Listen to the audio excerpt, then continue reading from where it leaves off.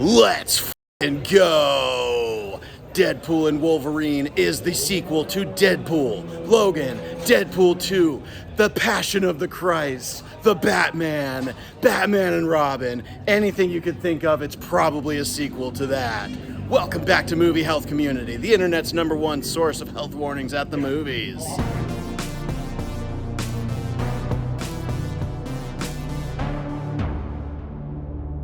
That's right, 6 years later, and after an acquisition of Fox, and after an actors and writers strike, Deadpool and Wolverine is finally here. The question is this movie safe for photosensitive audiences?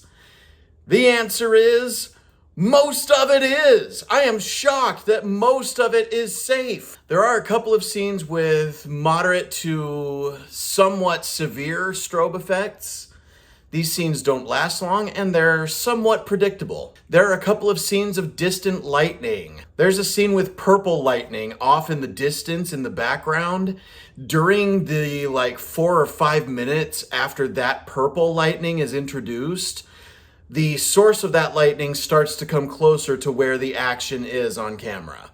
So those strobes do slowly intensify over the course of about 5 minutes. There are a couple of moments of rapidly changing images as people have visions, as their brains are invaded. I'm not going to give more details on how or why their brains are invaded, but scenes where that does happen, there's plenty of warning that they're about to happen, and some of them do have some rapidly changing images. If things are quiet, I don't think there's anything to worry about. Except in the one scene where there is a flickering campfire. The flicker of this campfire is very mild, but it is worth mentioning. The first thing that happens in this movie, after your theatrical experience teasers, and after all the previews, the first thing that happens is the Marvel Studios logo, which does inherently contain some strobe effects.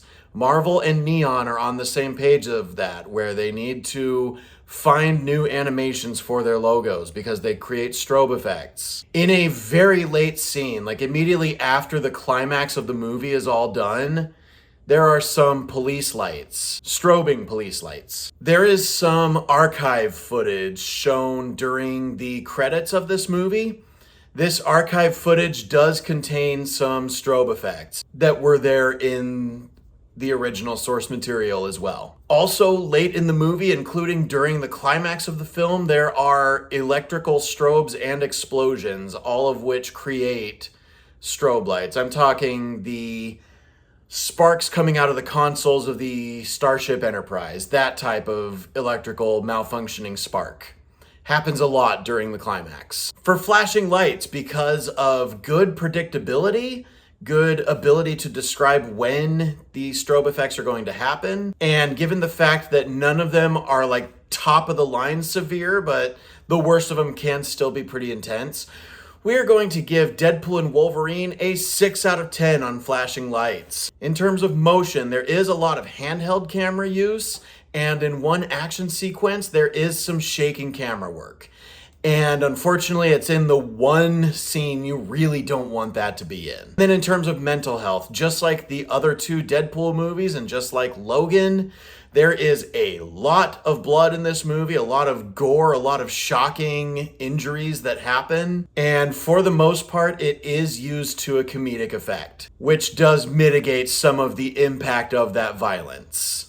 The complete opposite of what the Joker movies do, which I'm sure in our review of Joker Folie à Deux, that's going to be coming up. We're definitely going to be talking about Deadpool during that review. That should about do it for our evaluation of the movie. That brings us to whether or not Deadpool and Wolverine is any good. What I will tell you is that you should see this movie as soon as possible if you don't struggle with any of the triggers that I mentioned before, because this movie may have been the most fun movie to watch with a big audience. And the sooner you watch it, the bigger the audience you're going to watch it with. I watched this movie with my roommate. My roommate was a victim of the airline computer outage this last week. And due to circumstances on that, we weren't able to coordinate tickets until yesterday.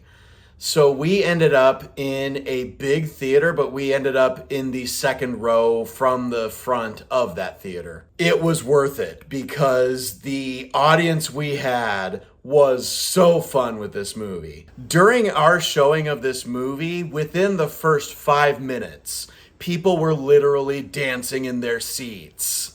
That was you.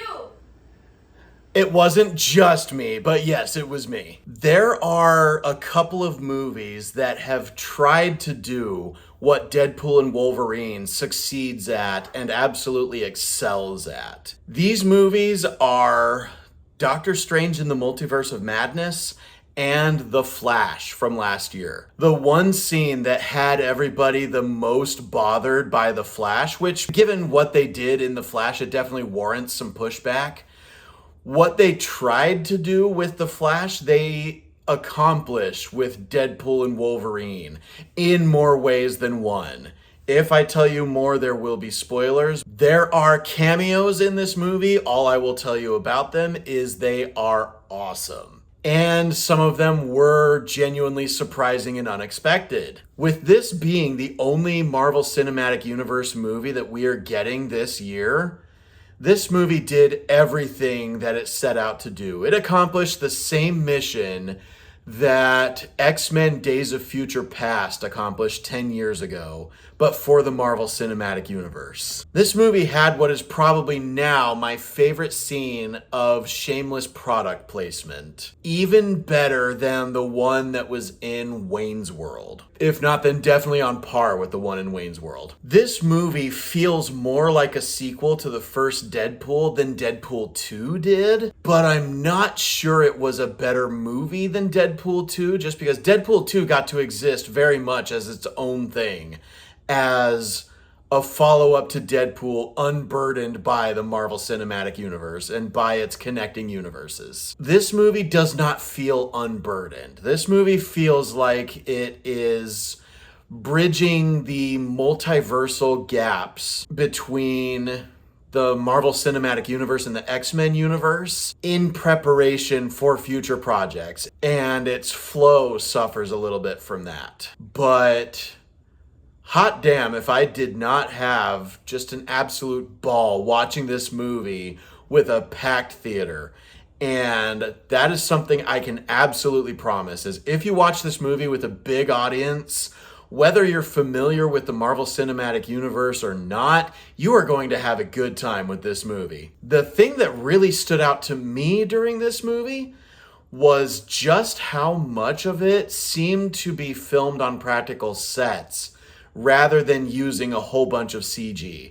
There's like one sequence that obviously used extensive amounts of CGI, but it feels like this movie just has a really good balance of practical sets and props and using CG as a tool to enhance what we have in camera. I would say that this movie did just as good as Furiosa on that front, not as good as Mad Max Fury Road. Based on the fact that this movie just ended up being a good time and still accomplishing all the missions that it was burdened with, I am going to give Deadpool and Wolverine an A. And if that's just because of the nostalgia bait aspects of this movie, then so be it. I still get the little adrenaline rush from callbacks. So sue me. Thank you so much to our readers on Tumblr and Facebook, and as always, an extra special thanks to our patrons over on our Patreon page whose names are scrolling on the screen like credits right now.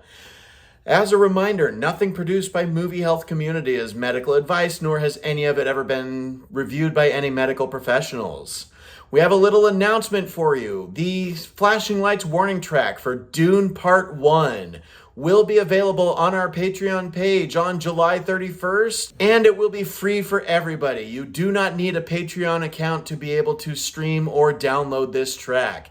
It will also be published on our YouTube page here. Ever the procrastinator I am, the exclusive Flashing Lights warning track to Dune Part 2, which will only be available to the $5 tier as well as for individual purchase on Patreon, will be released within the next 2 weeks. Be sure to leave a like on this video, hit that subscribe button, hit the bell icon if you want to be notified when we post new videos, and leave a comment if you have anything to add to the discourse of this video, especially if you disagree with anything I've said. We love hearing from you.